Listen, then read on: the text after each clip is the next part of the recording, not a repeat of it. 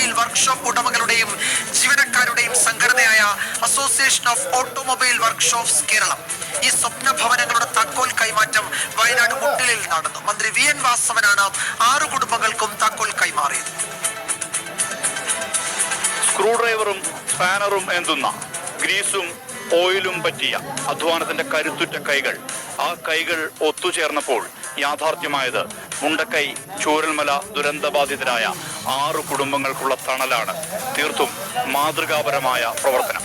35 saint ഭൂമിയിൽ 6 വീടുകൾ, 5 saint വീതം സ്ഥലത്താണ് 850 സ്ക്വയർ ഫീറ്റ് വിസ്തീർണത്തിൽ association of automobile workshops Kerala വീടുകൾ നിർമ്മിച്ചു നൽകിയത്.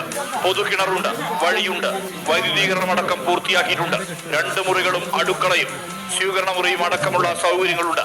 ആവശ്യമെങ്കിൽ 1 നില കൂടി കെട്ടാനുള്ള രീതിയിലാണ് വീടിന്റെ നിർമ്മാണം പൂർത്തീകരിച്ചത്. മന്ത്രി വി എൻ വാസവൻ വീടുകൾ സന്ദർശിച്ചു.